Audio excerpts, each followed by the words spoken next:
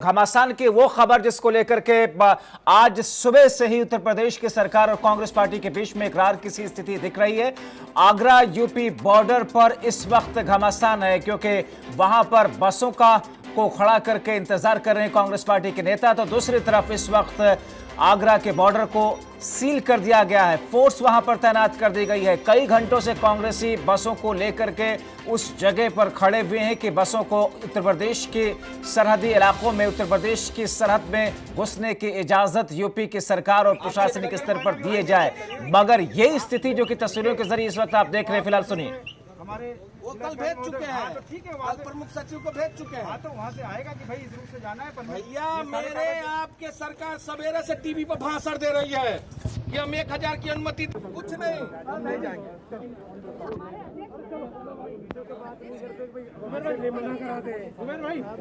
अध्यक्ष के पीछे है, आपके प्रमुख सचिव ने पत्र जारी किया है, उसमें उन्होंने कहा उन्नीस अवस्थी जी ने कि हमने 1000 लोगों का परमिशन दिया है बसों का।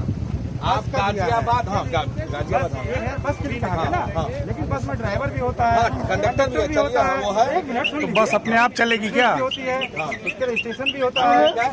आप चेक करिए, आइए चेक करिए।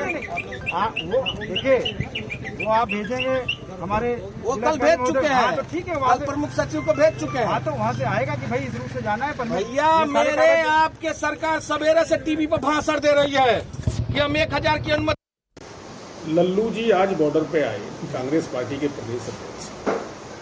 फतेहपुर सीकरी का जो बॉर्डर है राजस्थान की सीमा से लगा हुआ, वहाँ पर कुछ बसों को लेके आए। वो जैसे लगता था जैसे कोई प्रदर्शन करने आए हैं। मेरा अपना मानना ये है कि कांग्रेस पार्टी को अगर इतनी गंभीरता रही होती इस प्रवासी श्रमिकों को लाने के मामले में, तो वो ये अखबारबाजी, बयानबाजी, गाल बजाने का काम नहीं करते। वो राजस्थान में जहाँ उनकी सरकार है, पूरे प्रदेश के अंदर अन्य जनपदों में लाखों प्रवासी श्रमिक गुजरात से और अन्य प्रांतों से पैदल आया, ट्रकों में आया, ट्रैक्टरों में आया, मोटरसाइकिल और अन्य वाहनों से आया। ये लोग चाहते थे तो वहाँ पर अपनी बसें लगाकर उन प्रवासियों को लेकर उत्तर प्रदेश की सीमा के और बिहार की सीमा के जो गांव थे हमारे, जहाँ भी प्रवासी श्रमिकों को जाना था, वहाँ तक वो ले जा सकते थे। लेकिन इस तरह का एक राजनीतिक कार्यक्रम का प्रोपेगेंडा करना, और वो भी ऐसे समय पर जब कोरोना जैसी महामारी से पूरा देश जूझ रहा है, हम सबको मिलकर बड़े अच्छे से इस लड़ाई को जीतना है, कोरोना से विजय प्राप्त करनी है, न कि एक सस्ती राजनीति करने के लिए इस तरह के हथकंडे अपनाना। मैं समझता हूं कि ये सिवाय एक सस्ती राजनीति करने के अलावा और कोई कारण नहीं।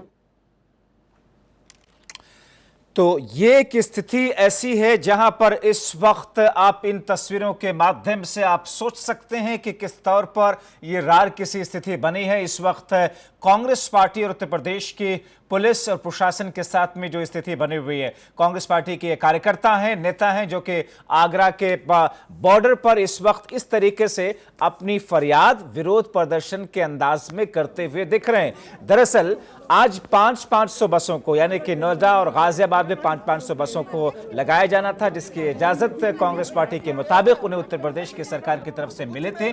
मगर जब राजस्थान के सरहदी इलाकों से बसें उत्तर प्रदेश के सरहदी इलाकों में आनी चाहिए, वहां से बसें मंगाएगा प्रियंका गांधी के जरिए, तो फिर उन बसों को एंट्री नहीं मिली।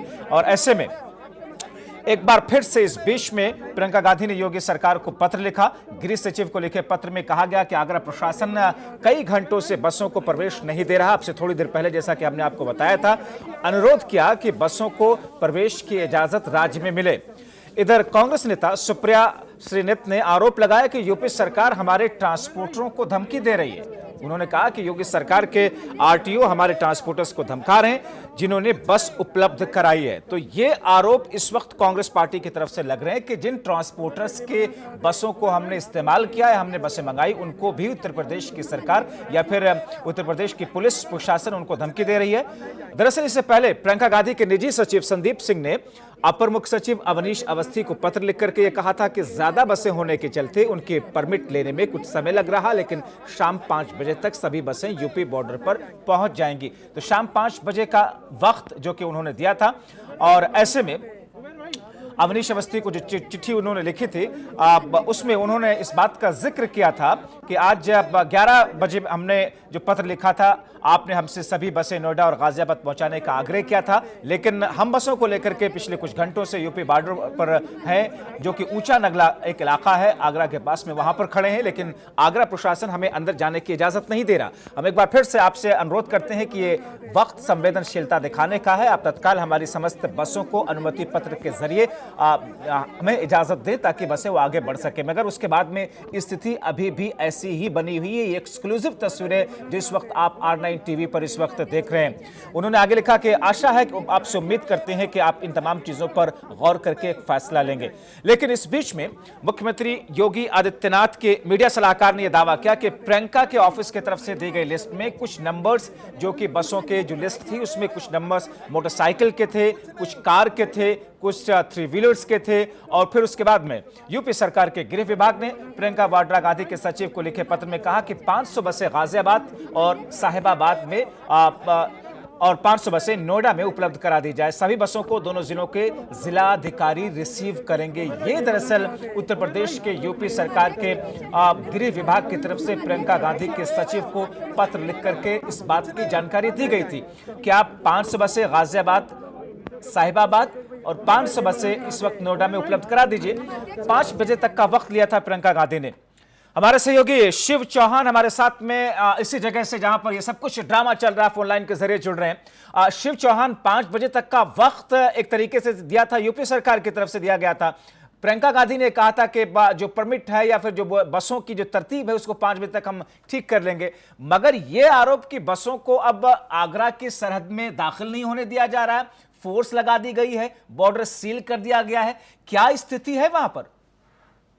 स्थिति कस्म की है। कांग्रेसी हैं वो सड़कों पर बैठ गए, क्योंकि सुबह से इस बात को लेकर अड़े हुए थे कि जितनी बस राजस्थान से उन्होंने एकत्रित की थी बॉर्डर पर, वो आगरा जिले में प्रवेश की जाए। आगरा पुलिस का साफ तौर से कहना है कि अभी प्रदेश सरकार या किसी सक्षम अधिकारी का या कांग्रेसियों ने कोई ऐसी परमिशन नहीं दिखाई है कि राजस्थान से बस आगरा सीमा में प्रवेश कराई जाए। सुबह दोपहर में प्रदेश अध्यक्ष अजय कुमार लल्लू अपने काफिले के साथ बॉर्डर पर पहुंचे थे, लेकिन सोशल डिस्टेंसिंग का पालन नहीं था, उन पर कोई परमिशन नहीं थी, इस वजह से उन्हें वापस कर दिया गया। और थोड़ी देर बाद वो परमिशन लेकर 3 लोगों की परमिशन लेकर बॉर्डर पे पहुंच जाते हैं और कांग्रेसियों के साथ अब फिलहाल में हंगामा कर रहे हैं और यही मांग कर रहे हैं कि सुबह से जिन बसों को यहाँ रोक रखा है वो प्रवासी मजदूरों को उनके गंतव्य तक पहुंचाने के लिए। चौहान, आपकी बातचीत हुई होगी वहां पर पुलिस प्रशासन की जो टीमें हैं, जो लोग हैं, क्या कहना उनका है कि हम इंतजार कर रहे हैं किसी ऑर्डर का जो कि लखनऊ से आए या जिलाधिकारी की तरफ से आए? देखिए, आगरा प्रशासन का या पुलिस प्रशासन का साफ तौर से कहना, या तो कांग्रेसियों को जो वहां पहुंचे हैं उनके पास कोई परमिशन हो, या सरकार परमिशन हमें दे कि इनको ऑर्डर दे दिए गए हैं और बसों को आगरा जिले में प्रवेश करने दिया जाए। इसी इंतजार में वो बैठे हुए हैं और कांग्रेसी भी अड़े हुए हैं कि हम जब तक परमिशन नहीं आएगी यहीं बैठे रहेंगे। खुद प्रदेश अध्यक्ष अजय कुमार लल्लू सड़क पर बैठे हुए हैं धरने पर कि हम जब तक नहीं हटेंगे जब तक हमें हमारी बसों को अंदर प्रवेश नहीं करने दिया जाएगा। जी, अब ऐसी स्थिति में सिचुएशन आगे क्या होगी, क्योंकि अब शाम हो गई है, दिन ढल रहा है, ऐसे में क्या यही स्थिति चलती रहेगी देर रात तक भी? आगरा प्रशासन और पुलिस प्रशासन के जो मौके पर अधिकारी हैं उन्होंने वरिष्ठ अधिकारियों को और यहां से लखनऊ सूचना दे दी गई है और इंतजार इस बात का है कि उनको क्या आदेश मिलते हैं, उसके बाद ही स्थिति क्लियर हो पाएगी कि बसों को एंट्री मिलेगी या नहीं मिलेगी। जी जफर, बहुत शुक्रिया शिव चौहान इन तमाम जानकारी के लिए।